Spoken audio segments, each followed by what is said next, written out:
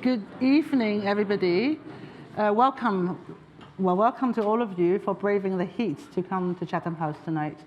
There will be a bit of rumbling as they're setting up more seats and closing the door, but I will start the introduction. My name is Bernice Lee. I run the Hoffmann Centre for Sustainable Resource Economy at Chatham House, and this is a meeting that is organized as part of our Reinventing series, which I will explain a bit more in a second. Also, a warm welcome to our participants via the live stream or the internet, and this meeting is on the record today, so please feel free to tweet it. Our participants on the live stream, if you want to ask a question, please tweet our account, Hoffmann Centre account at Hoffmann Centre, and hashtag Reinventing Buildings, which is the hashtag we're going to use tonight for the meeting. This is the second of a series that we've been doing on reinventing, and the first one is on plastics. And on this topic, which we will talk a lot more about tonight, we thought that one way to help us reimagine and the reinvention of building and the system is indeed through a wonderful exhibition. So I want to start by thanking the architecture firm Hawkins Brown, who very kindly laid out a magnificent exhibition upstairs that I hope all of you will have a chance to walk through and then grab a drink. So the incentive is to walk through the exhibition and then grab a drink at the end. So we hope that there's enough inducement. There will be a live 3D print of Chatham House facade upstairs and a virtual reality headsets as well to take you through some of the thinking. We were just preparing earlier on this meeting as we talked to our very illustrious speakers today, which I will introduce shortly, that it is often quite difficult to get a discussion at a systems level when it comes to how do you turn a building sector or the built environment or the transport sector towards a zero to low carbon economy. And that's partly because it is so easy for us to focus on one teeny bit of the puzzle, and a lot of people are specialists. And so we focus on that teeny bit, which is extremely important from our perspective. We get very excited about the technical detail, we get very excited about the things, and you kind of look at the numbers, and I just was looking at some of the numbers that my colleagues have put up on the screen, that, even though build efficiency, I believe, there's been a 45% increase in building-related emissions since 1990, even though population has grown. And actually, on a per-person level, it doesn't seem to have changed that much since 1990. As we move away from just a focus on energy and renewable energy, particularly in terms of global decarbonization, we now know that there's a lot more lifting that has to be done by different sectors. So I think increasingly we're looking to the industrial materials sector, we're looking to the built environment, also food and agriculture, as new levers for change. So today we're very honored to have a large group of speakers who will help us figure out if we want to look at the systems from both its components and as a whole, what are the different things and innovative things that we could be looking at today. So what we will do today is we will go, and I think my speakers are very disciplinedly seated themselves in order of speaking. So what we will start with is Felix Preston, who has just been, together with our colleague Joanna Lina, has written a report called Making Concrete Change, which is about concrete. And he will help us set the scene and talk us through a little bit about the different entry points in some ways to think about this problem. Next we have Ginger from Mason. This is a wonderful throwback for those of us at the Hoffmann Centre that last year when we launched, we had Ecovative and talk about mycelium-based materials. So we also then learned a lot about the zero carbon, zero energy use, potentially, material. And so we're very excited to have her here today. She's the CEO of Mason, who will be taking us through how this works and what are some of the barriers. Then we have Alex Sparrow, who's director for Hempcrete, who will be looking at it from a different material perspective. In case that's not enough, when it comes to figuring out whether there are substitution for the status quo, we also have Anthony Thistleton, who's the founder and director of Wall Thistleton Architects, who will be talking to us about timber, wood economy, CLT, and the kind of potential it has. But of course, we can't have this conversation without those that are already in the business for a long time. So we have Alan Knight from ArcelorMittal, who will tell us a little bit about how they approach the issue, what type of contributions they could make, how they could become more of an enabler rather than perhaps as perceived by some of us, sometimes being not necessarily at the forefront of some of these fast moves, let's just say, in terms of decarbonization. And last but not least, we have Julie Hogan, who's the CEO of the UK Green Building Council, who will tell us a bit more about what happens in the UK, but also how important it is as energy use grow as we understand better about the supply chain dimension, how the systems could be improved in some of the lenses that she will introduce that can help us pull some of these discussions together. So each of them will speak something between 5 minutes to a little bit more, and then we will open to the floor. Have I missed something? Let me just make sure that I haven't. Sorry? Oh yeah, please switch off your phone. Fire exits over there on your left and your right. It works, so don't worry. There's no what's it called? Drills. Therefore, if it burns down, it's because we are joining the rest of Europe in bursting into flames right now. So obviously, as I said, the not least recent events is pointing again to the urgency of action and the need for us to really get our act together in some complex policy environment and complex physical environment. So Felix, why don't you kick us off? Thanks very much, Bernice.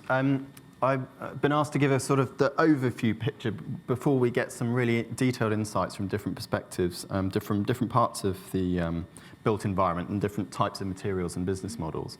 But I wanted to start up by just laying out, I suppose, some of the well-known challenges that we've faced. So we've been looking at cement and concrete, but you have to look at that in the wider context. I think, broadly speaking, this applies more broadly than that. The current materials we use and the approaches we use are relatively cheap, at least compared to the alternatives. The materials are generally pretty abundant, so and they're at massive scale, and that makes it quite hard to disrupt them at very large scale.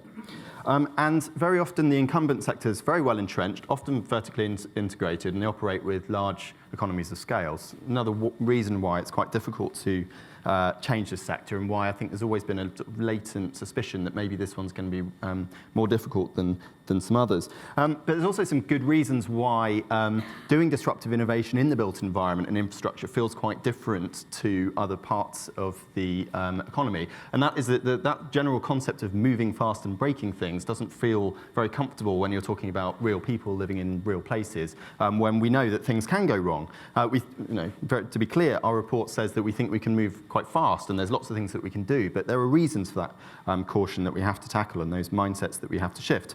But just to recognise, as well as Joanna, the contribution of Cambridge IP, Ilian and Harry sat there on the report. Ilian, one of the points he made in our earlier workshop is that you should be careful about depending on the status quo being how it is in the future. And if you think about other sectors, it's not so much when all of the existing mechanics gradually change, it's when value shifts from one part of the sector to another that suddenly actually everyone starts looking at this in a very different way. Something we've been seeing in energy, we're seeing in transport now. And the question, I suppose, is whether construction, cement and concrete in the wider built environment is impermeable to that or not. How much is it defended by the fact of these lock-ins that I've been talking about? And how much might new kinds of digital disruption, for example, start to change that landscape quite significantly? I just wanted to touch on 4 different types of change, really. So we started thinking about changing originally in terms of changing the raw material. How do you take the CO2 out of the cement and the concrete, which is very important. But that's only a place to start, and our report, that's a departure point for our report too. You can also switch those materials for completely different kinds of materials, and we're going to hear about some of that today. You can also combine materials in different ways or use them much more optimally in the built environment. But we can also change completely how we build. New building techniques, digital design tools, but also things like 3D printing or robots on building sites, which is off-site construction that is brought to the site. All kinds of things which are starting to change the sector.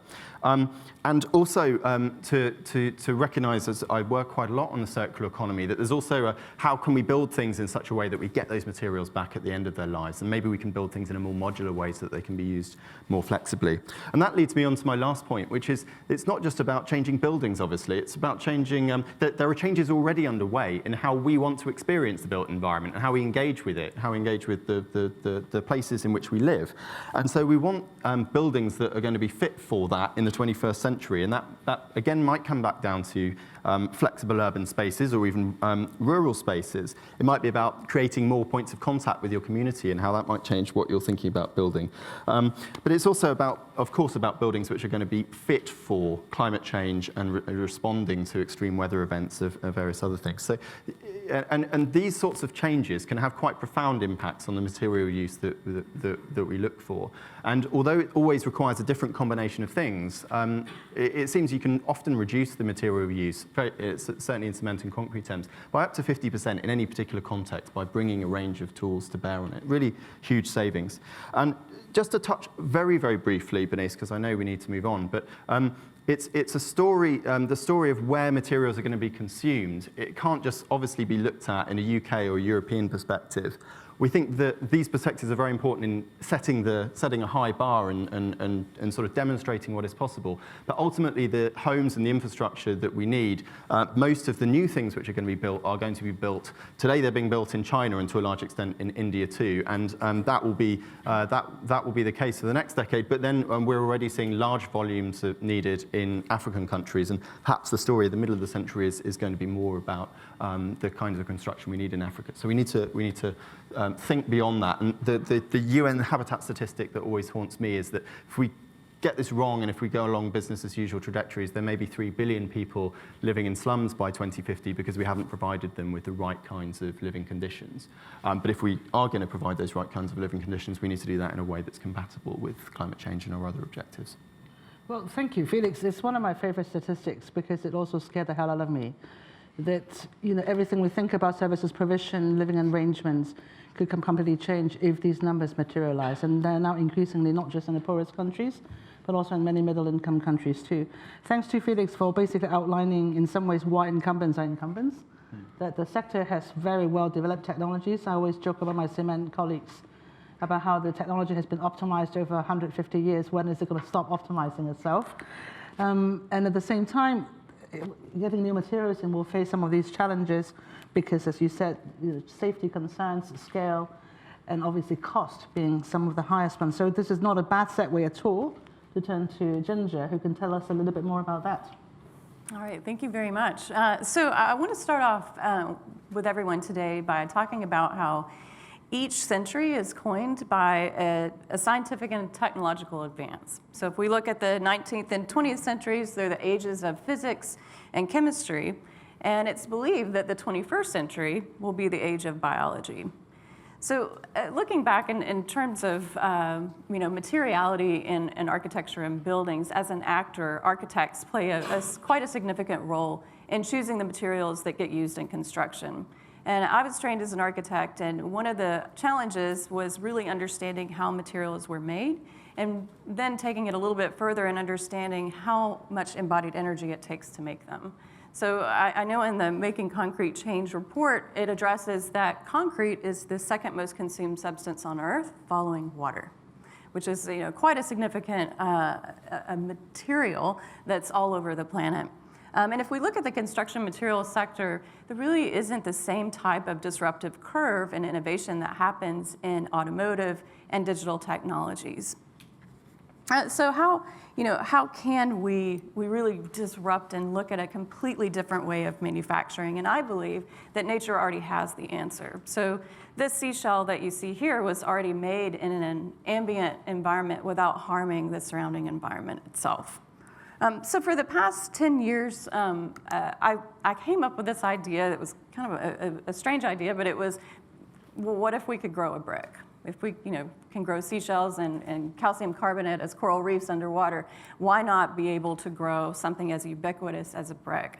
And I want to talk a little bit about how that happens and how that works itself. So essentially how the process of growing biocements, and there's some right here, is that we start with aggregate. So that's 85% of a biocement material, and the remaining 15% is the biological cement that's made by the organism itself. And what's uniquely different about this type of approach is that it uses biology as a supply chain, and it looks at a completely different source of being able to uptake and utilize waste as part of a new value chain and value creation. So we talked a little bit about some of the challenges that comes with new types of materials, and I want to speak a little bit about that. When we started with biocements, and we really want to, we want to make the biggest impact that we can on these CO2 emissions that we see around us. And really it comes to the framework of cost, quality, and scale. So, first things first is it has to be a viable economic solution. It can't be something, that's going to cost, quite a bit, and that's not going to be able to make an impact itself. So, the developments that we've done have really been around that cost of getting to a parity. Performance is another very, very important aspect when it comes to such a very different material like a biocement itself. So our performance actually exceeds traditional materials, and that's very different. For looking at how some of the ways that it's made, and I don't see the image here, but I'll explain it to you. So biocements are progressive cements, and what's different about that is when you look at an ordinary Portland cement-based material, it's called a one-shot approach. What's different about a biocement is that it's progressive. It means that in real time we can course correct, that we can understand exactly how the cement is locally being produced. And that gives a significant advantage over different types of applications. And when it comes to adoption and looking at the consumer markets and who's going to bet and make take a chance on a biocement, that really helps us look at this as a ubiquitous platform and look at all the different types of applications that we can get into. And I know the report addresses this quite a bit about the non-structural markets. While we have structural requirements met and we have demonstration projects out there, it's very important that we teach and that we make an awareness to everyone about what this cement means and put it in as this non-structural approach and application of familiarity and really teach the world about these biocements. Well, thank you, Ginger. And I was thinking about what Ilian said earlier, that change happens when you can see shifts into different parts of the value chain. But this is not really about that. This is about different things in the same part of the value chain. So just to think a little bit about what the challenges are, we can come back to you later. And perhaps Alex, you can jump in now and tell us about Hempcrete, which is also another substitution material that is in the market and vying for that bit in the value chain. Yeah, thank you. So it's now 10 years since I've been working with Hempcrete alongside other renewable and recycled materials to create the structural and thermal envelope of buildings. Next year it's 20 years that we've been building with Hempcrete in the UK, and I'm going to bring you up to speed in 5 minutes, so listen quickly. 7 minutes, okay. Okay, you can relax. So on the left there, that's the raw material that we use to get our plant aggregate from. So that's UK grown hemp. 99% of what we use in buildings in the UK is grown in the UK, processed on the farm, as you can see some photos of there.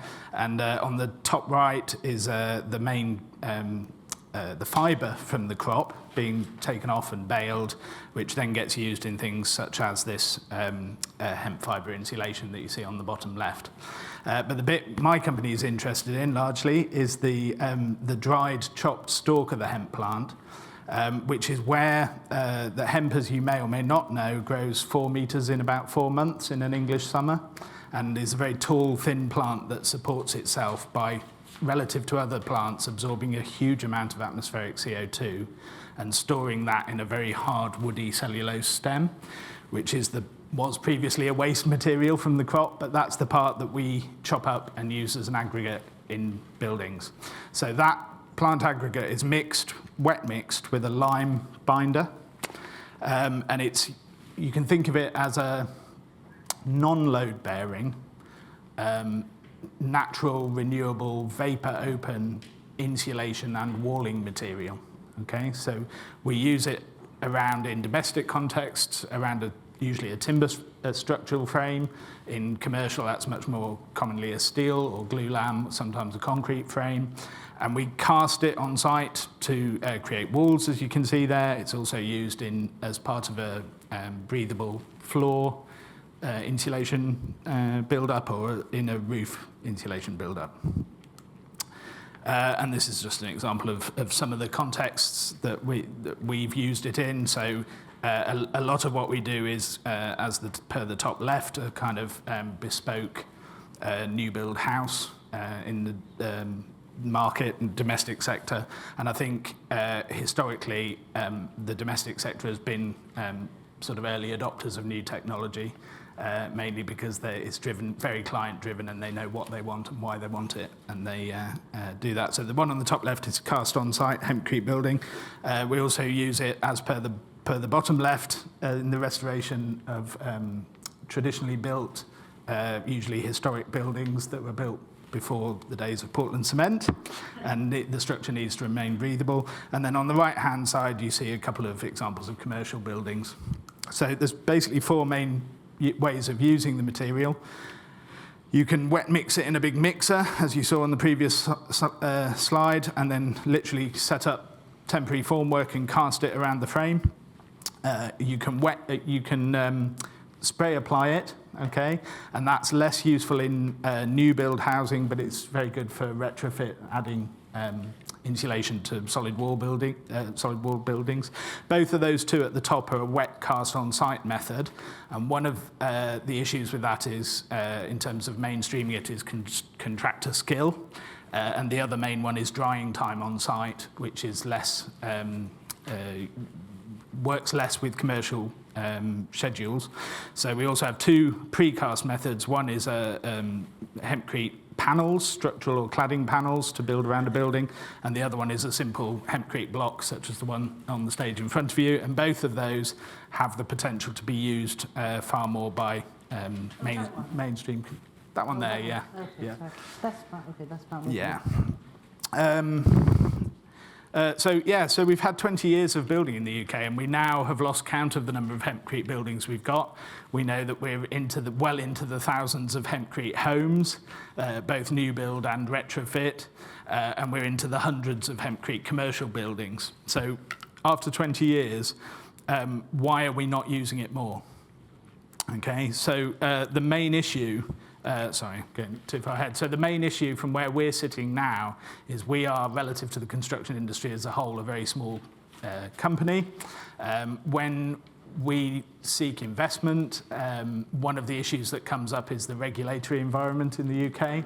So a lot of the products that we use in our work, some of which might be cork insulation boards or wood fibre recycled insulation, they're being imported from Europe because there's much more structure within the regulations in Europe to demand people think about embodied carbon. This last slide is really just to show you that this technology, whilst the UK is a leader in innovation in this area, is now spreading out around the world. So the top two are projects in Australia and California, respectively, that we've consulted on. And the bottom two, the one on the left is a new hospital being built in Nepal as part of the reconstruction effort after the earthquake there. And on the right-hand side, that's a lad in Haiti using Hempcrete to rebuild the housing that was demolished in the earthquake there. Thank you. Well, thank you, and also thank you as well for reminding us that some of the barriers are human, and I don't think contractors want to discriminate against certain materials, but if they're trained to do something else, and it takes time to learn new things. I'm thinking about what they put into my leg when I had a terrible accident, that they put the old cast in, not because they didn't want to put a new technology, but the NHS is just more used to the old stuff. It ruined my life for 2 years, but nonetheless, I think there is, they didn't intend to do it, but nonetheless, if we didn't provide the training, we can't really expect them to switch from one day to another. On similar themes still, which is about alternative materials, and we've already heard too that has potential, looking at big barriers, whether it's regulatory, whether it's demand, and certainly understanding, but I think you have a less of a problem when it comes to CLT. Indeed, yes, thank you. Yes, well, we like to talk about my practice likes to talk about a construction revolution, and I think it's desperately overdue. The first stage of that is new materials, and this is the new material we've been using now for just over 10 years.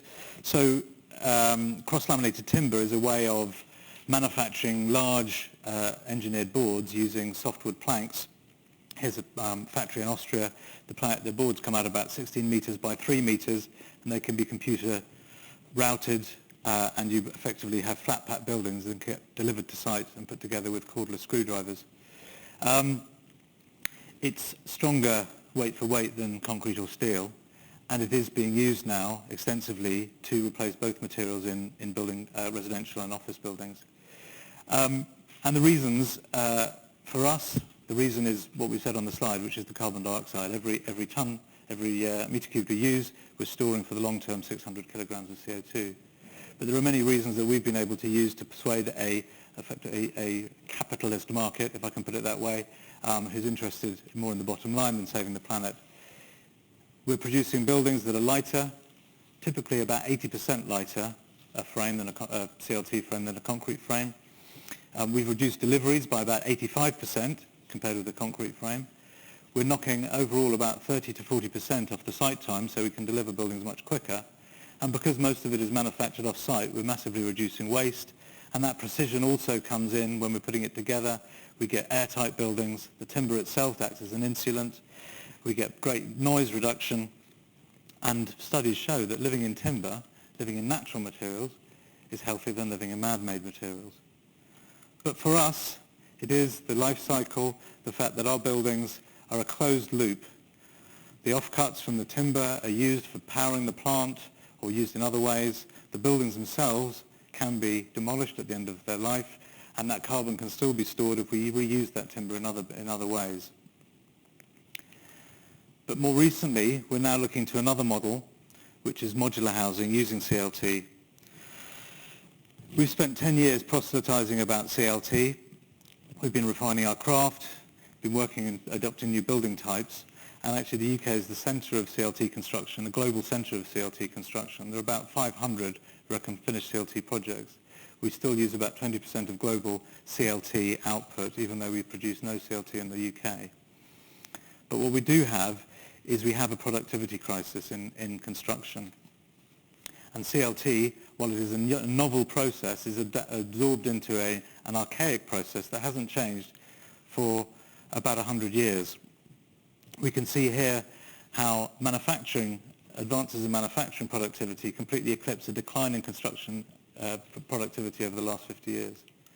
And the reasons are very clear. When you look at other endeavours like agriculture, medicine and car manufacture, all of them have radically changed their models to completely revolutionise what they produce and how they produce it. And yet in building, we still do the same thing. We deliver a load of stuff from Travis Perkins to site and get a bunch of people to put it together piece by piece. And that's the reason.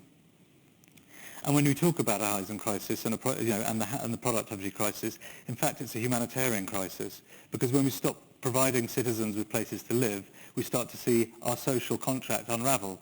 And I think a lot of the issues that we see now, when we look back on the history of this age, this will be one of the factors. It's not the only factor, but one of the factors in what's going on in our political processes.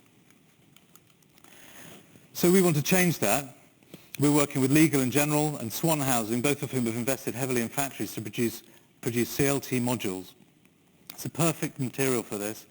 It's workable, so we can produce what we call a repeatable process, but not a repeatable product. So we can still get individualized homes that are produced, but completely computer-controlled manufacture.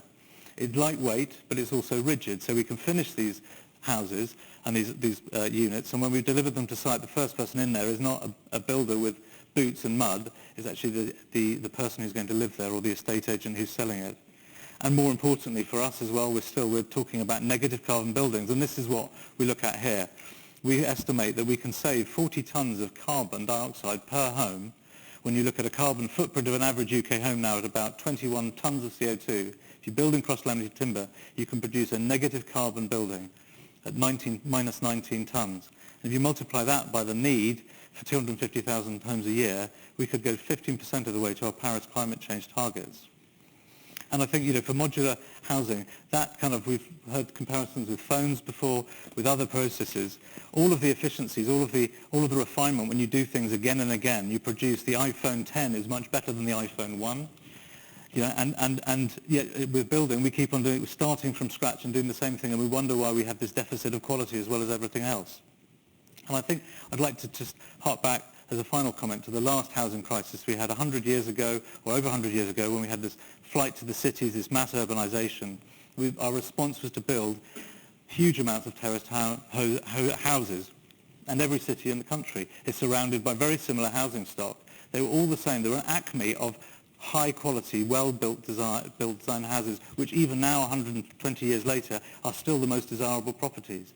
This idea of mass-producing housing doesn't mean we would need to compromise on quality, and in fact, I think it is the only way in which we can remedy this crisis. Well, Anthony, because it's timber, I have to ask you, there are other sustainability implications too, so how are you tackling those? Other sustainability issues? Well, because of timber, and obviously timber being a storage of carbon, and the fact that we want to keep our forests, how do you make sure that the standards that you use in CLT is also not making it less possible to meet climate needs elsewhere? Well, where we're finding in areas where CLT production is now properly underway, particularly in Austria, in Canada, in the Ukraine, in Australia, there's forestation is increasing. In the UK, we have the lowest forestation in any of European country, and I don't know what the global, but certainly in any temperate zone, we have the lowest amount of forest cover.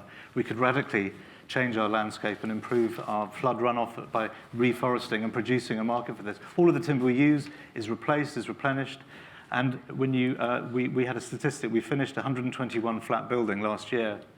We calculated that it would take 20 minutes for the forests of Austria, where it was sourced, to replace that timber. We have a massive capacity, and we have a lot of land that could be better used as forest. Well, I must say that you are making me feel better, because I was looking at the numbers that my colleagues showed me that there are only 500 commercial buildings in the world that are net zero. And I think it's from the UK, it's from the Global Green Building Council. And I think is it 2,000? Sorry, I really should remember my numbers better today, the whole day. 2,000 net zero homes, which doesn't seem like we're doing very well at the global level at all. So now, Alan, we have heard now from 3 disruptors in different ways, in a different part of the value chain in some ways, even though you are probably partners with all of them. How do you see the role of the other material in some ways that we use in buildings and the built environment? Yeah, okay. So I work for ArcelorMittal, which is the largest steel maker. So we're talking, I'm looking through this lens of steel, which has been around for many decades. I think the first thing is I would sort of challenge the sort of the proposition that, new is good, old is bad. Yeah, steel's been around for a long time because it has some very good virtues. And secondly, just because steel looks the same, it doesn't actually mean that there's no innovation going on. It's like saying, well, actually, your product's just wood, and wood's been around for years. Yeah, the design and how we use that raw material is fundamentally changed. And I remember in my induction sort of month, I went to see a head of R&D. I don't think he would say this on the record as such, but as a sort of a bit of a gate. Yeah, but no, what he said to me, but rather than I don't have the evidence to back this up as a, he said, the way I look at it, if I could demonstrate to you, Alan, that steel is innovating as fast as mobile phones. You look at steel through a microscope and you see how different it is. Yeah. And you know that by, and the proof points of that would be, and if I was doing the 50-minute presentation, how much lighter cars are, how much stronger, cars are a lot stronger and lighter now because we've changed the physics and chemistry of making steel. Yeah. Yeah, no, aluminium has made a difference, but we're getting it back because the embedded carbon of aluminium is about 8 tons and the embedded carbon of steel is 2. And that's before we start doing all the clever innovation, which we will do to get that number down. And so, if you wanted to invent a raw material which was very versatile, we could be high strength, low strength, tall, flat, painted, passive solar, from a raw material which there's ample supplies of. You can actually make steel from wood instead of coal, so we can help forestation as well. You would end up inventing steel. Yeah, so, it's got a lot of virtues, but that doesn't mean it can't change, and it needs to change. So I'm not defending that. So what is steel's contribution towards these changes? Firstly, I've talked about just how we make steel, loads of rooms for improvement there, yeah. The product portfolio, again, if this was more of an advert, I would list all these different products which we use, lightweight floors, tool building, we have an amazing portfolio of products in our catalogue, which actually will help take a few percentage points off here, there, and everywhere. What's more important, I think, than that, even though that's important, is the conversation we need to have with people who make buildings. At one level, it's we've got to move away from just being a catalogue to part of the design innovation process. And a few weeks ago, we launched a whole sort of concept, which was called stelligence. It's funny how we always put two words together, you know, sort of hemp and concrete, intelligence and steel, stelligence. And the point we're making is express a willingness internally and externally to look at our portfolio of products as a solution to a project. So if you want a building to do that, if you put that against that and against that, you will get a really better result. Yeah, so look at us as a development design partner, not just a catalogue. Yeah. But of course, that involves new ways of working for us. But there, the innovation isn't just the physics and chemistry of making steel or products with steel. It's how we work together. And I think another way of demonstrating where we're making that sort of change is, you know, we talk about recycling and the circular economy. Steel's always been easy to recycle. You can turn old rebar into a Rolls Royce. Yeah.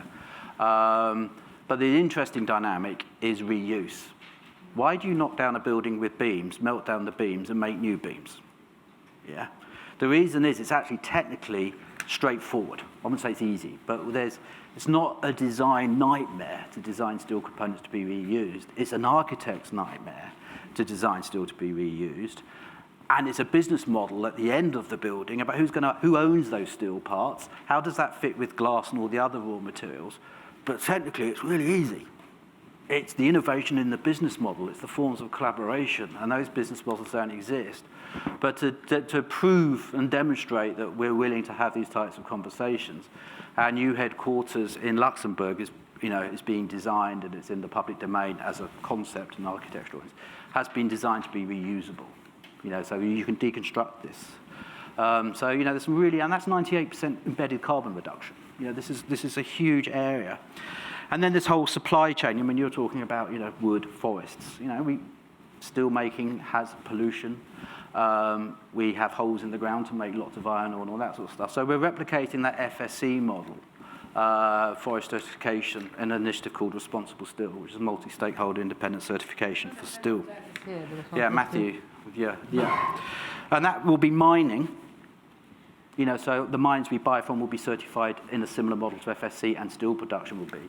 And the reason why that matters, at the moment, it makes it easier for you to distinguish steel, which has got a good story, including from a blast furnace with the low embedded carbon, to an old-fashioned steel furnace which hasn't. So the market can support this because we can make steel with a lot lower carbon, but we need better sets of incentives to do that. So I think for me, the steel, don't look at steel as an old product. It is an evolving product. The innovation numbers are impressive, and the potential in the future is impressive. And what I think we need to do is find this right balance of this versus that which is better. That's a good debate because it drives innovation. Have you seen what they're doing in concrete? We need to do more, guys. Let's never forget the basic power of competition. But the real answer lies in what is the unique ecosystem of all these raw materials, and how can they work together to get the best optimum outcome? How can steel support these other products? Yeah, and that's whole new forms of collaboration, and that's where we really got to do the thinking.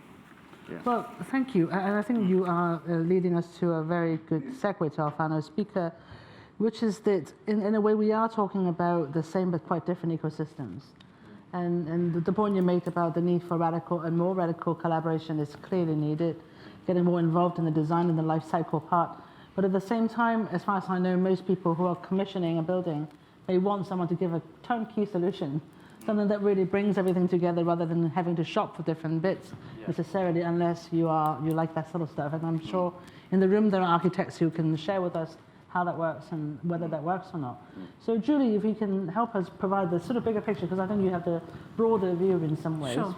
Yeah, I guess I'll zoom out from the kind of technical detail or the products that are fantastic and available and just look at the bigger picture for a sec. So from a global perspective, the context is that the buildings industry or buildings are growing at a pretty unprecedented rate, and they're going to continue to do that. So in the next 40 years, we're likely to add something like 250 billion square meters of space, floor space. That's the equivalent, I'm told, of Paris every week. So this is an absolutely massive, and it echoes some of the points that were made earlier, massive undertaking, massive challenge. And whilst we've improved slightly the energy intensity within the buildings themselves, actually that just can't keep up with the rising energy demand on an absolute basis. So the buildings-related CO2 emissions are growing by something like 1% a year, and quite a significant part of that will be down to the embodied carbon within the materials and the products and equipment within the buildings themselves. So without adopting, and this is really my premise, that without adopting a whole life approach, a whole life cycle approach to how we evaluate, measure, report on, and design out the environmental impacts of those products and equipment and materials, we stand very little chance of meeting a 2 degree world, or indeed a 1.5 degree or anything better than that. In the UK, probably about 6 or 7% of our total carbon footprint is embodied in new construction. That would be much higher in other countries, particularly Africa and India and places. And the truth is that at the moment, our building regulations, our planning conditions, our certification schemes and so on have been absolutely focused on energy in use, so the operational energy and carbon emissions. And even there, as we all know, not the actual operational carbon emissions, but the theoretical operational carbon emissions, which is a world apart. So there's a really massive role here for policy, for policymakers, in sort of driving us to make the right decisions. If we inadvertently just focus just on that operational piece, we could make decisions which have unintended consequences and actually increase the carbon footprint of some of our buildings from a holistic point of view rather than decreasing them. And that's where, so obviously, as UK Green Building Council, we come in. We exist to bring together people and organisations for a better built environment. We're quite clear about what that better looks like. Net zero carbon or net positive, ideally. Zero waste, maximising resource efficiency, promoting nature and biodiversity, promoting health and well-being of the people within the buildings and beyond, and creating jobs and social value and economic growth, and so on. And we know that that's not just desirable, but we can achieve that, but that is going to require huge amounts of effort from all of the different parties within the process and beyond. So we're not just talking to policymakers, we're also talking and interested in encouraging obviously the supply chain, but also financiers, insurance companies. It's back to the sort of the business models don't really work to push us in this direction. And you can't really nibble at some of this stuff. You sort of need the whole system to move in the right direction. Otherwise, you're not achieving enough change. So we need clear, consistent, long-term policy trajectories in order to stimulate the investment that's required, in order to stimulate the innovation in the supply chain. We've seen that works with, dare I say it, the zero carbon standards for new build, which were ditched a couple of years ago. That had stimulated huge amounts of innovation in the supply chain. We just need to get back on track with getting that policy direction right.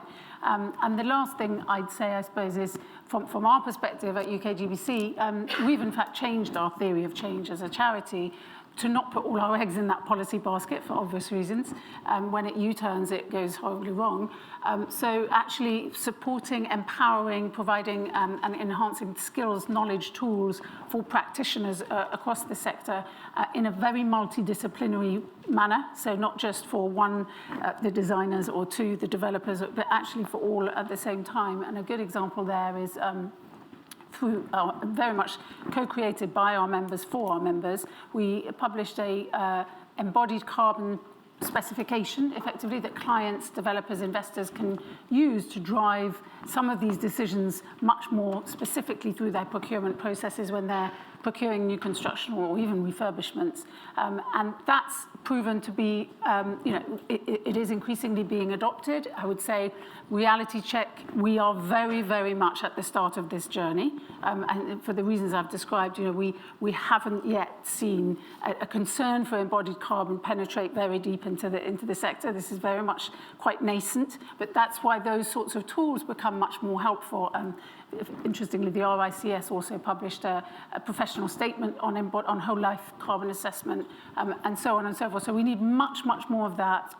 Same kinds of data being collected, much stronger skill sets being developed in order to actually drive the change at the rate and speed that we need it. Thank you, Julie. I'm so glad you brought up the question of finance, because one of the most innovative things we've been hearing about in the last couple of months is what the Dutch central bank is doing by translating what the G20 Mark Carney Task Force on Financial Disclosure on Carbon into specific banking-related recommendations in the Netherlands for different types of buildings. So what they found is that by instructing the regulators for different parts of the banking system to take into account this 2-degree challenge embodied in the TCFD, the banks are now actually creating new financial instruments to incentivize, upgrade basically of Dutch buildings across the board. And if we had problems with old buildings, so do they. And I'm glad to hear that, there are folks who are already looking at how this could be the kind of driver that, recreate the finance and the business model. So, ladies and gentlemen, we have now heard that part of the problem we have seen in the sector is indeed that the old business model works too well. And then therefore, it is actually really difficult to disrupt, and yet we have so many great ideas that is knocking at the door from old and new actors alike. And so the question I really want to set all of us is really, let's say we all understand the challenge. This is a bit of a generalization. We kind of have some idea of what the challenges are. But what I'm very interested in to get from you all really is, if indeed we're not necessarily looking at the sort of Airbnb / Uber type disruption, maybe we are.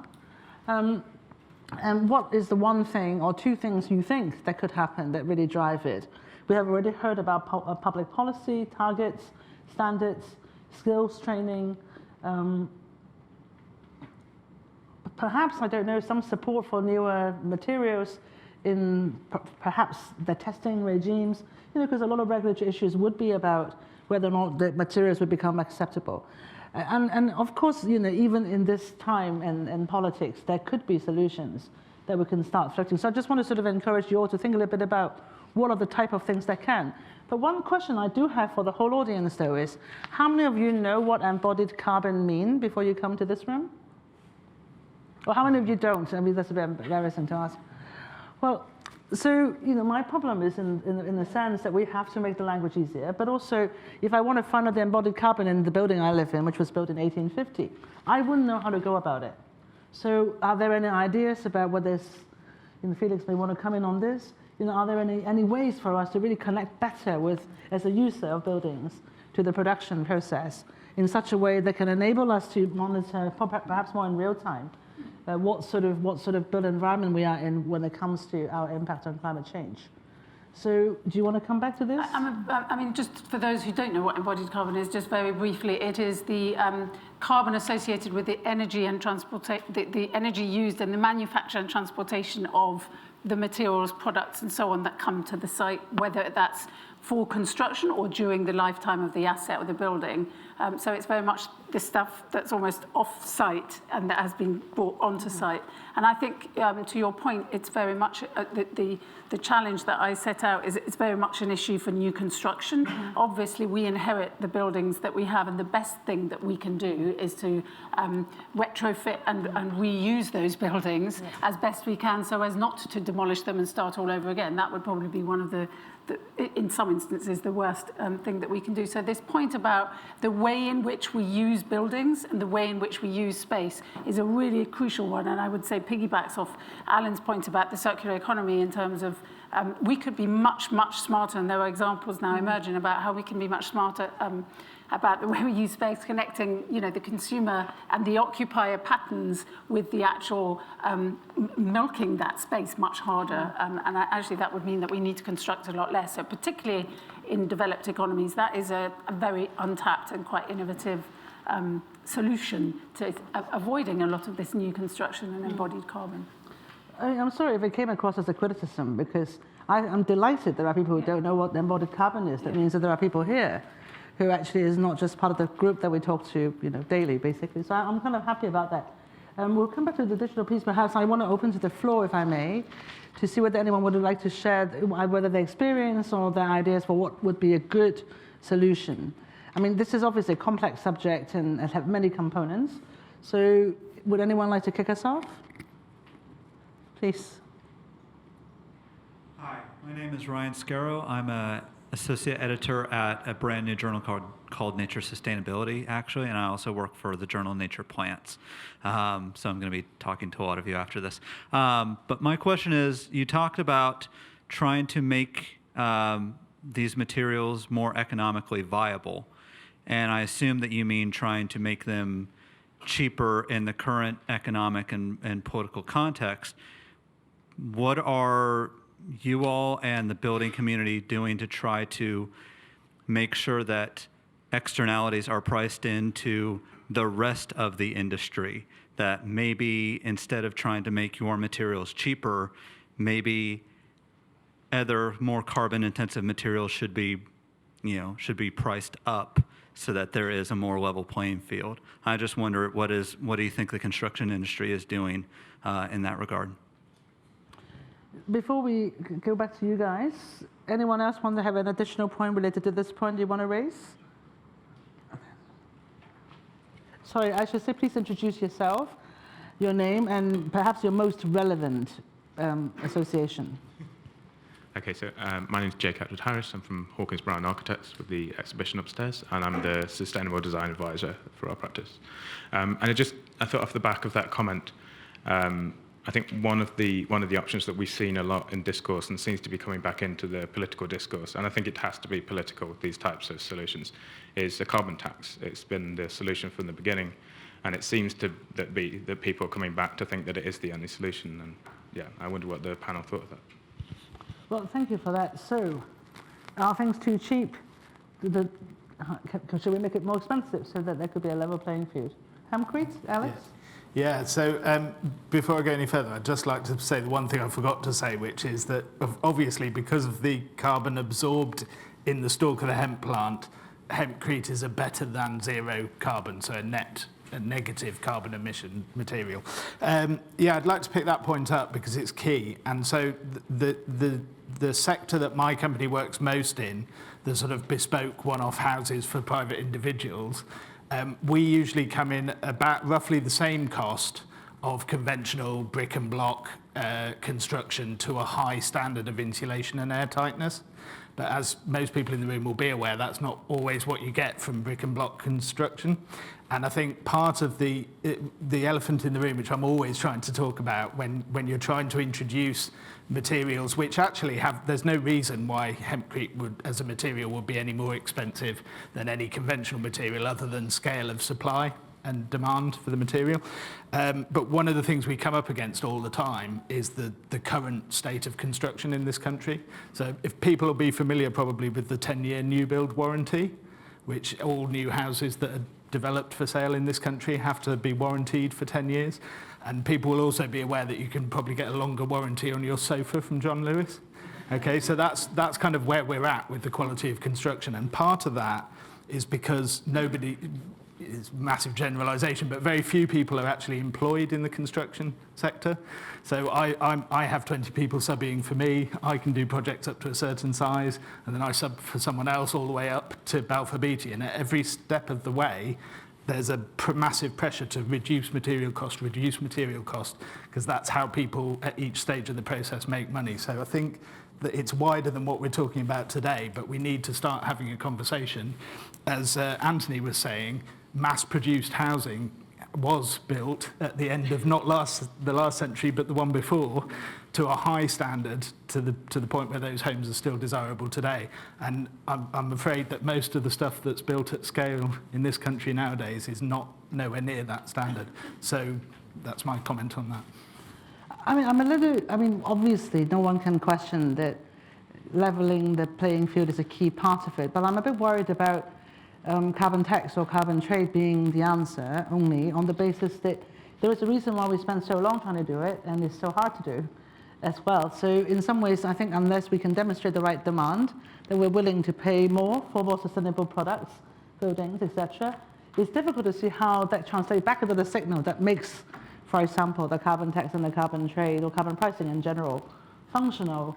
Do you want to come back in? I was just going to say that the incentives that you can definitely have market incentives that that incentivize the developers to choose some of these products rather than necessarily making the others more costly.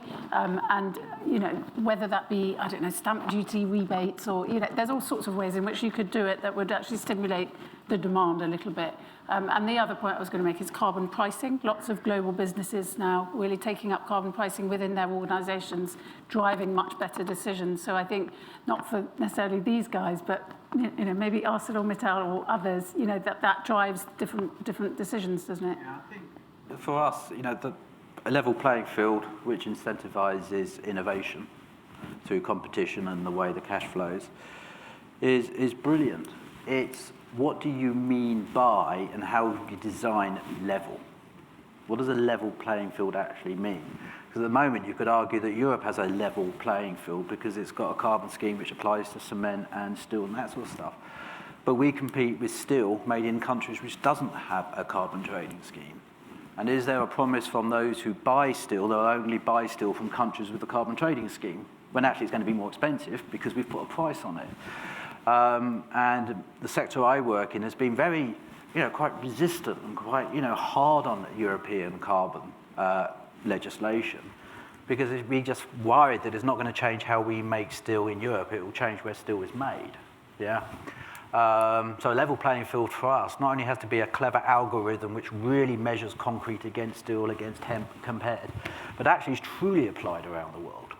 Yeah? Or there's some sort of border adjustment that when that steel coil comes in to be made into a window frame in Europe, that transition has to happen there. And there's loads of politics why we don't do that.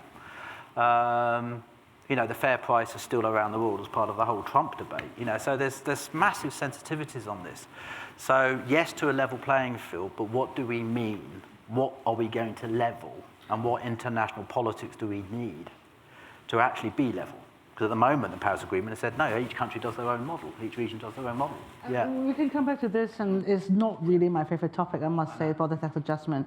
But I guess the point is that currently there's no transparency about, you know, how the product is, or the embodied carbon, as was discussed. Yeah. The question is whether or not more transparency is one of the steps. I mean, I don't think we can come to the kind of results that you want immediately, however way the politics go.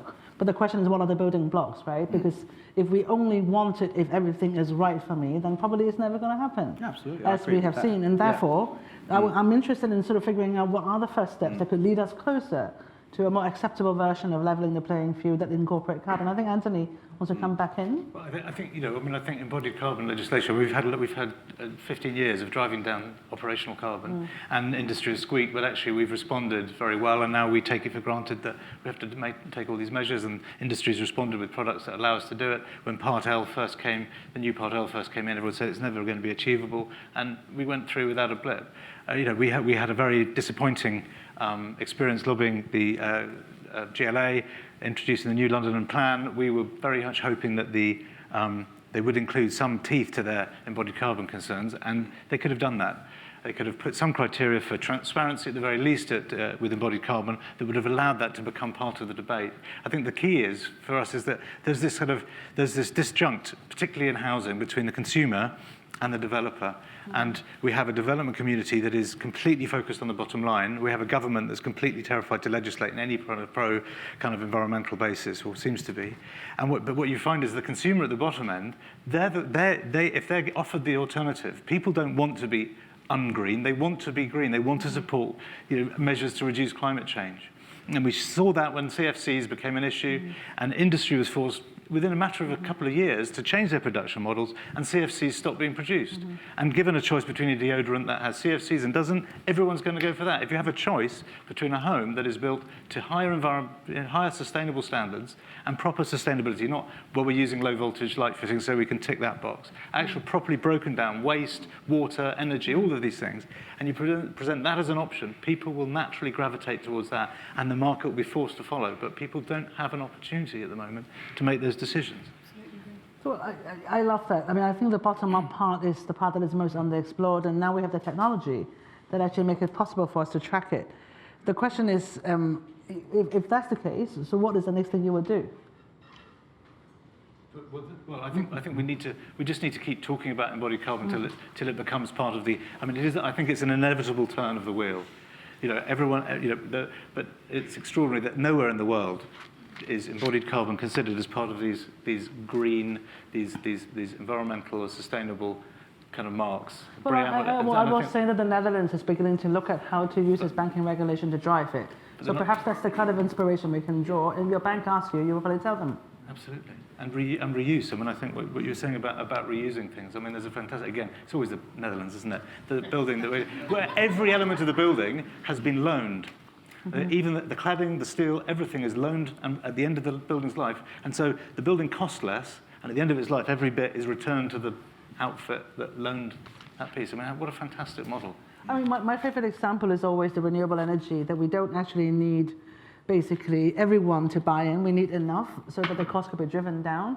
And we have a revolution because two countries, one with no sun and one with hardly any wind, that's not true, one with a lot of wind had a target, 20, 30 years ago. And that had drove a whole production revolution that we never anticipated before. I think Chris and the lady here, okay, well, let's take three and the gentleman there. Let's take three in a row.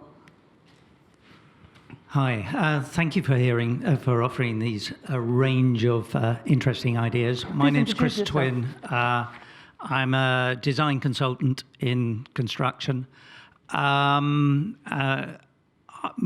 question to the panel is related to the fact that at the moment, most of the buildings I see are very inefficiently built, with potentially twice the amount of material in them that there needs to be. And it goes into the systems as well. Why are we putting in 30, 40 kilowatt boilers when no more than 20 years ago, the average was 12 kilowatts? The whole idea that we can save not only embodied energy, but also the cost of our buildings, and therefore get a driver for moving forward by simply focusing on reducing the amount of material we need to produce in our buildings. The lady in yellow. Thank you very much. My name's Sandy Rees-Jones. I've been involved in construction and engineering for many years, and you just remarked about who else is doing it. It must be some 25 years ago that I heard a Swiss engineer addressing a large international consulting engineering conference with his blueprint for an entire sustainable community, which was along your lines, which is at the end of its life, the whole place could be reused. Now, that's 25 years ago. It's 1994. Michael Latham said we ought to be doing this better. We're still talking about it. What I think is interesting is we talked about who is the owner, who is the client, who is the user, and we've talked about risk aversion to innovation and disruption. The big players are risk averse because they are watching their very low margins and they're looking over their shoulder at the shareholders and their share price. Where things are happening, which is like Hempcrete, is the smaller, innovative, private family-owned companies who are they're bold, they'll go for it, and they have a market. What is it that will change the policies that everybody's won't think longer than 7 years? How do we shift the policy thinking and the politics, the major clients who will only look 7 years ahead, the risk aversion, and turn it to a market opportunity, which I think is picking up what you're saying about Hempcrete. I've just become a member of the board of a company called EnviroBuild that's driven by their frustration at not getting sustainable products. So they've created their own business. So it's being driven by the visionaries. Can you see any hope after 30 years of projects to change the industry? Where is a glimmer of hope? Has anybody on the panel got a glimmer of hope on what will actually tip it over? Well, thank you. And I think you point to an important systemic point, which is, and I think when I had a chat with Ginger on the phone a couple of months ago, that almost made me cry, that it's really difficult to figure out what kind of financing within the ecosystem currently existing can actually really help you get to scale. It's just really hard to see within the office that we have today. So I think that is a question mark and an opportunity. The gentleman in white t-shirt, and let's take maybe two more, and then we'll come back to the panel. Hi, my name's Richard Boyd from Arup. My question is around, I guess we're all, whether we're engineers or working in the industry or whatever, we're all consumers or users of the built environment. And what can we do, what does the panel think are the best actions we can take as the end users or the citizens who make use of the built environment to make clear our preference, as Anthony was talking about, make clear our preference for environmentally responsible construction? Great. And let's take one more here to the front, and then we'll come to the back in a second. I know I called on you earlier, but sorry. Next round. Thank you. My name is Nils Raj. I work for Landsec. Just to build on the point around risk and on your point around loaning materials and designing so that they can be disassembled and reused, I was wondering if you looked at the question of, in the case where we actually achieve this, what happens in terms of an insurance scheme to enable this, to actually, once we have actually disassembled our steel, how can I then guarantee to my risk-adverse clients that this has the same properties as raw material? Well, thanks. So we've got panel 4 really big questions, as you heard. The first one really is, can we use less? Can we regulate to make it use less? Second one is, can you see the glimmer of hope for small, innovative companies? Where can you see the crack that is not just a wall of incumbents? The third question is, if you're an end user, what is your best bet? What can we best mobilize the end user? And the last one, can we really reuse? Can we really make the market work? So we've got 4 ginormous questions. You don't have to answer all of them. Ginger, come back in. Yeah, all amazing points that fit together in all of this. And I'd like to talk a little bit about pain points and looking at inserting differences in terms of where the different pains lie. One of the things that was discussed earlier was looking at industry co-collaboration. So looking at steel and concrete, which we all understand the relationship between the different forces that act upon them, but also it goes into some of the waste as well. So because concrete and other materials are quite heavy, a lot of times, of course, the steel needs to be engineered to be much larger. So I do believe there's a positive relationship that can come into designing the material itself to have a different type of property. If it needs to be lighter, being able to look at that as a different value add that does go back and answer some of the questions about cost, because where we're not going to be able to level the playing field in terms of cost, there are other services or value adds that can be done with these types of materials. And a lot of things right now are being discussed around customization, and I do believe that's one of those aspects of customization, of being able to lighten things up within that. The other thing that I didn't get a chance to really go into, but I want to talk a little bit about is looking at the big industries themselves and really understanding some of the different pains that they have. A lot of these industries are already vertically integrated if they are mining to create their products, their cements or concretes. There are other aspects to their business models that have waste to them. And in these cases, for them, waste equals money, and lots of money. So I think that there are ways of looking at the whole supply chain and looking at where different pains can be removed that innovations can contribute to. Being able to take away someone's waste can allow them to offset their bottom line. It can allow them to offset some of their and subsidize part of their vertical chains too. Okay, so it's about thinking about using less differently, not in a linear way with what we have. And second, that it is possible to have, sorry, I've lost my train of thought. For the second one. You can see the bags here, so sorry about that. No, we'll come back to you. Anyone else want to respond to some of these big questions? Felix? Yeah. So I wanted to touch on the role of data and digital technology, because I think it cuts across actually quite a few of the different challenges. Before I do that, I just wanted to point out that in our report, we do call on, particularly the European Union, to put embodied carbon in buildings alongside operational carbon, probably with a 2030 target of some form. There are technical questions around it, but I completely agree that we need a clear policy signal. Only that's an important part of how we build the pathway to get there. But on the digital technology, so it cuts across many of the different issues, as I mentioned. We need to know where all of the alternative materials are, first of all, and we need platforms that allow people to find them and exchange them, including at end of life, and there's a whole conversation going on around materials passports that's probably important to consider within that. But we also need to be getting better at tracking how different kinds of buildings, different kind of construction materials perform in all kinds of different environments and climates and market conditions, so that we can convert both of these two things package it up into the kinds of sort of decision-making tools which change the game in terms of people who are quite conservative about what they might choose at a construction site or when they're specifying a building, because they can see that absolutely this makes sense. And by the way, Chris is right that we can use 40% less and it completely works, and it's going to save a lot of money while we do that.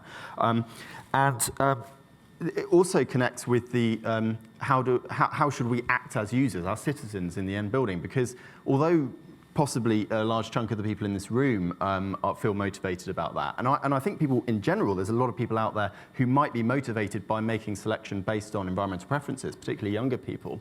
But at the moment, the nature of what we're choosing in terms of buildings and how we're sort of making decisions around that is completely invisible. I mean, in the report we talk about the sort of how do we make more transparent the stuff that surrounds us, because until people understand kind of the nature of those choices, it's very hard. Even, it may only be a small portion of the population that really wants to make a positive choice, but at the moment it's practically invisible. And unfortunately, we only really understand these materials when we have some kind of a catastrophe. In the UK, obviously, we're not far from where the Grenfell Tower burned down just over a year ago, and then we suddenly really care about what the materials are. But for the most part, we don't, and we need to find a more obviously a more positive way to have that conversation to engage people. So I just pitch for why sort of data and digital, and there's other ways you could think about it, might play an important role and might start to unlock the kinds of disruption that we're hoping to see.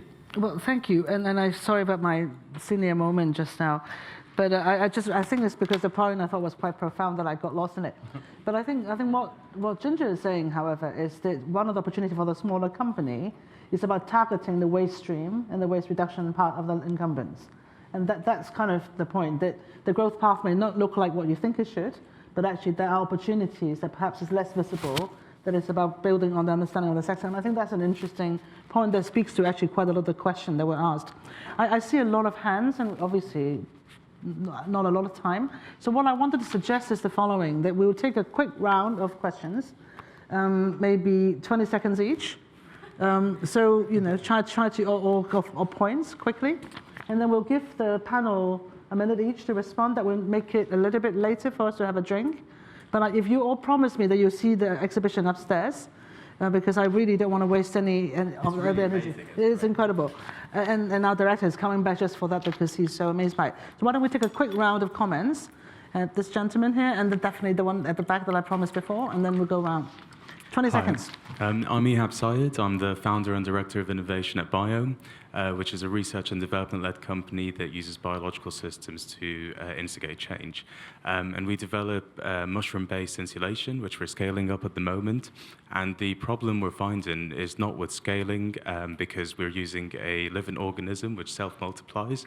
And we're also using waste, which we're able to find quite easily.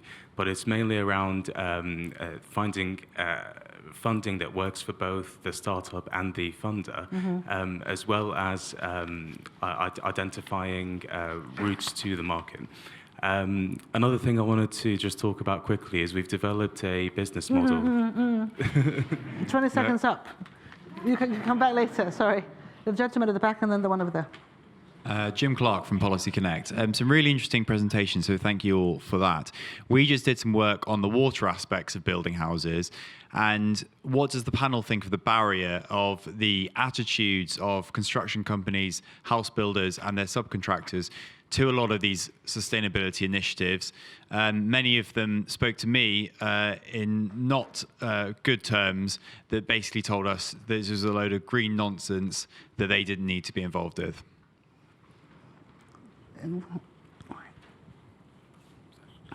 Martin Summers, GK Strategy, work with a lot of investors.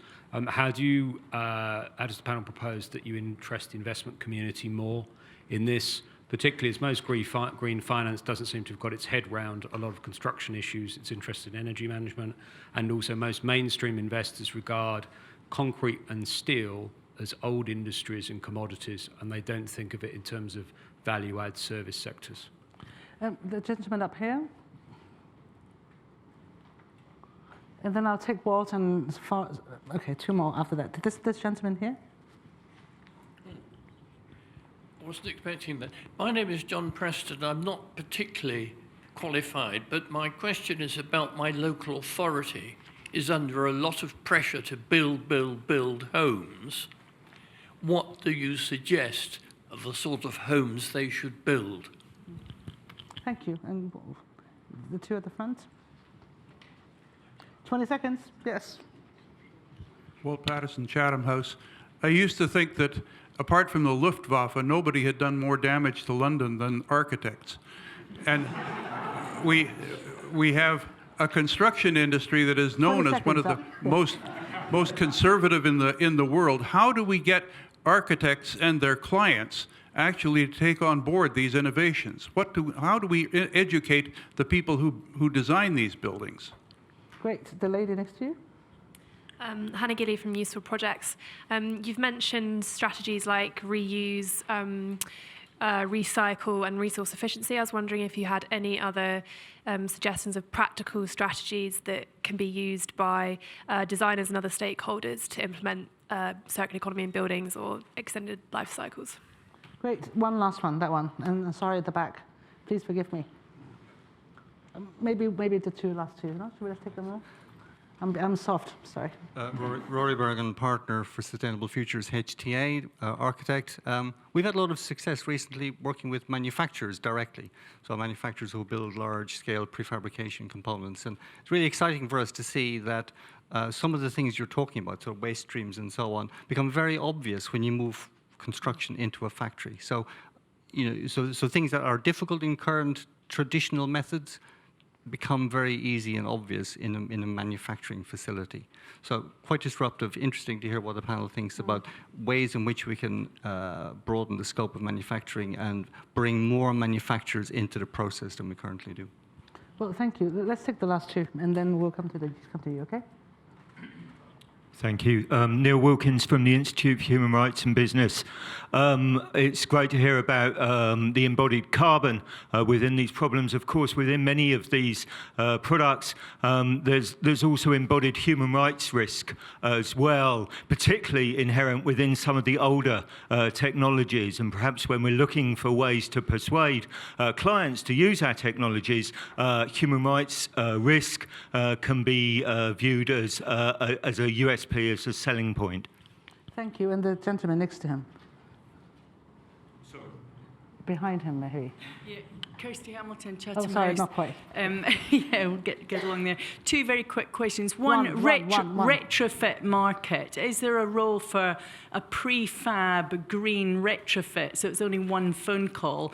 And number two, as mobility changes, what are the consequences, do you think, for the debate that you're having about the built environment? So AV, that sort of thing. My question was very quick, really, You are? Sorry, Tim Price from C40 Cities. We talked a lot about buildings, embodied carbon in buildings, net zero carbon buildings. Any thoughts about how we get to net zero carbon infrastructure, tunnels, roads, railways, that kind of thing? Because I think that's quite a bit harder. I think, Tim, you're about to set standards for that, aren't you? From the cities. Okay, so shall we start from the other side? We have a dazzling array of, obviously a lot of interest and questions. So why don't you answer it in the way that you think provide the best way forward, given all the questions that you had, which is really about how do we make use of the assets. Yeah, I would probably cluster some of the themes, I think is probably the best way of doing it. So there's clearly a theme coming back around the resistance by both client end, contractor end, you know, we don't care about this green stuff and it's not possible. And I think we know that, right? We're trying to transform a whole system.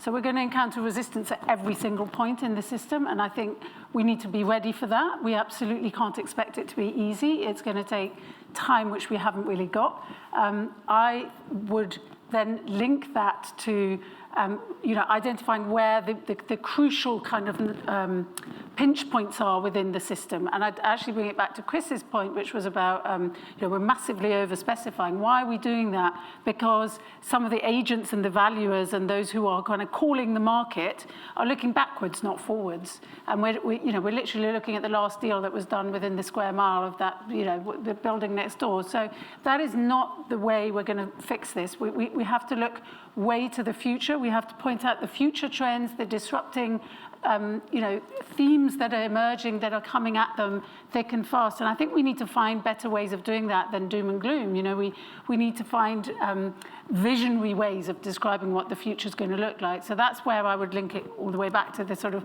the glimmer of hope, because I can't help but be the optimist at the end of the day. But you know, younger generations are definitely my glimmer of hope. And we do a lot of work at UKGBC with what we call future leaders, people who are 5 to 10 years into their careers, and they are absolutely going to help accelerate some of the most innovative and best ideas and encourage the adoption of you know, some of the things that we're hearing about tonight, and overcome the barriers of just the status quo. It can't be done. It can't be done. They're thinking way beyond that. In fact, the millennial mindset doesn't accept that. It's just, no, it can. Why can't it be done? So that would be my glimmer of hope, would be the next generation of leaders.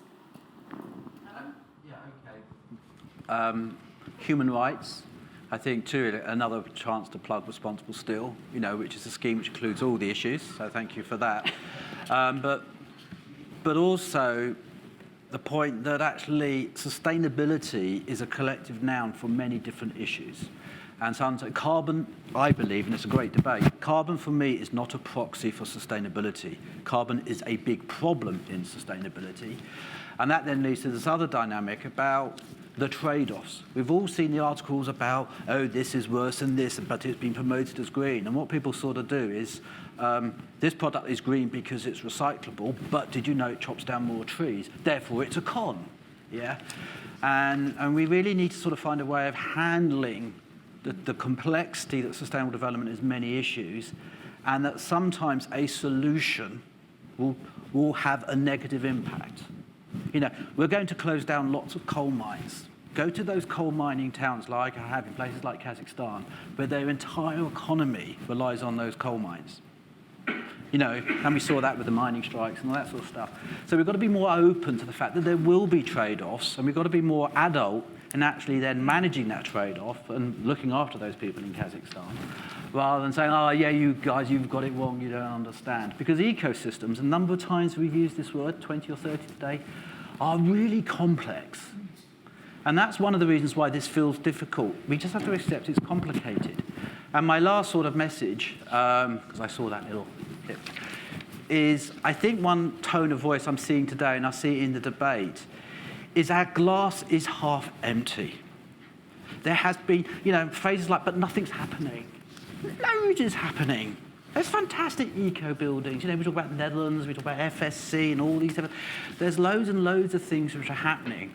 What we don't seem to do enough of is, why did that thing succeed? You know, there is a sort of, can we sort of be more positive, even if we sometimes, you know, just get into that mindset that there has been enormous success in progress. How do we amplify that success and progress? You know, let's learn from success rather than keep trying to analyze the reason for failure. It would take too long if I comment on what you just said, so Anthony. Yeah. Okay. I'd really like to echo Alan's comment on sustainable. The word sustainable, I absolutely despise that word. It's become a way of just greenwashing, and you hear, oh, it's the most sustainable office ever built. You know, wow, absolute crap. It really, really upsets me, and I think we do need to get that subtle, nuanced approach where we understand all what we mean by sustainable.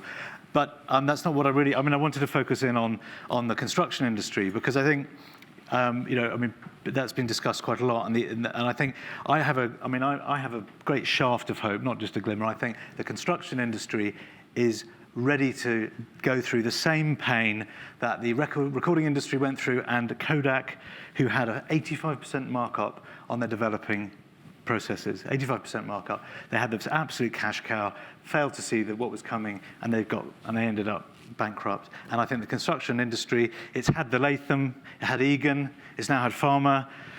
Massive skill shortage, adapt or die. It's exactly right. I think the main body of the construction industry that we see at the moment is going to be completely eclipsed by the burgeoning modular housing and construction industry. They're not adapting. There's massive investment across the world in building in factories.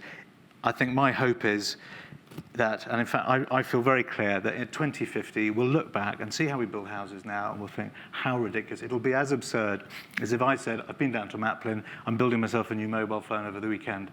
I think, you build stuff in factory, you get cost efficiency, and you get cost certainty, you get quality assurance and better quality, and you get program assurance, and you get speed advantages. You get all of that. And I think, it is happening. And I think that, for me, is a massive, great ray of hope, and it brings in lots of extra opportunities for new materials, for new processes.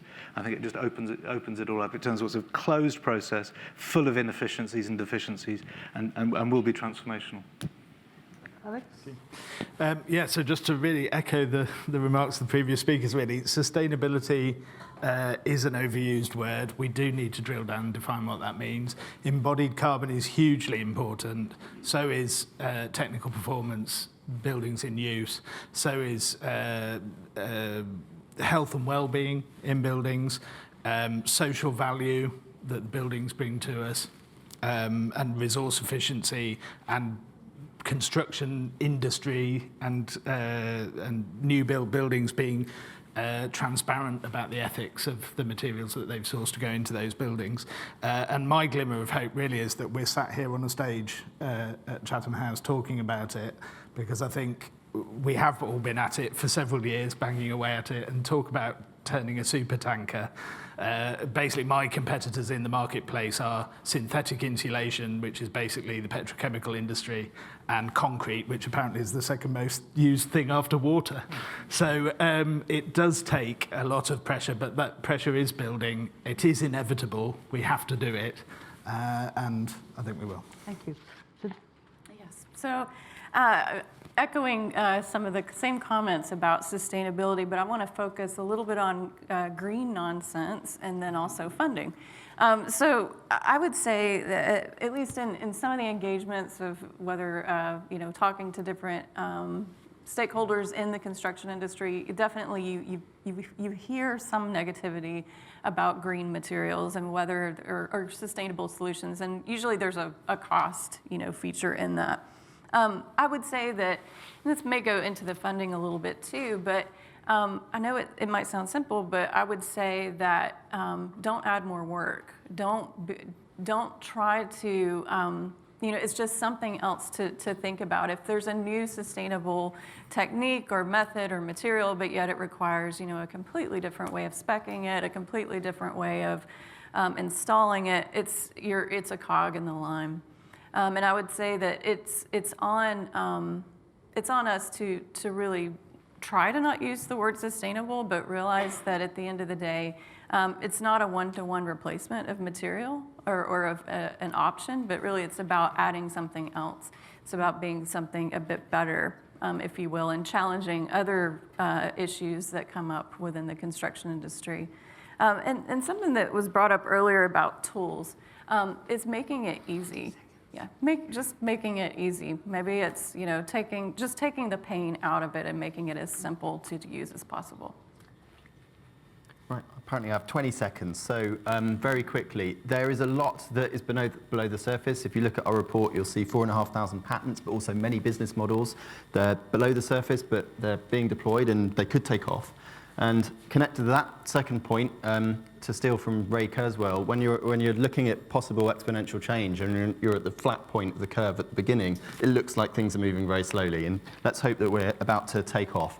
And the third point is that this is coming, and as energy starts to decarbonise, the pressure on, particularly on cement and concrete and steel, but on the built environment in general, will build. And this will very quickly become about social licence to operate for these companies and a recruitment and retention problem, which these companies are already suffering. They need to be part of the future, not the past. So I think this is coming, and it will probably come quicker than we think. Well, thank you. I mean, John Roberts, the historian, talked about how things happen really slowly after you read like 2,000 pages, right? He says, things happen really fast until it happens really slowly, or the other way around, things happen really slowly until it happens really fast. Well, I thought I felt a bit cheated, actually, having read the 2,000 pages, that was a conclusion. But good news is that we can give ourselves a challenge. You know, if this year we are talking about reinventing the building, maybe next year, taking a leaf out of what is being said about optimism and glass is full or empty, drinks upstairs, don't worry, that we should come back and compare results soon enough to basically challenge ourselves to deliver on some of those good news stories. I think the point is we would love to be able to report good news. It's not that we want to say that things are going badly. And with all this energy, all the new ideas, and all the new materials, all the new systems thinking, all the new, et cetera, finance, business model, I hope, let's hope that we can give each other and our communities, wherever we are, whether it's in poor or rich countries alike, the kind of report card that I think, you know, as many have said, humanity deserves. That we need to invent and reinvent and improve, and not just stick to what we know, because we have to do better. Because there is no choice. Now, with all that in mind, thank you so much for staying with us. As I kept saying, there's an amazing exhibition upstairs. I'm not sure you're allowed to leave the room, leave the building, in fact, without going through it. So let's make sure that you do. There will be drinks there, and we look forward to welcoming you for a few drinks upstairs. And please join me in thanking our panel.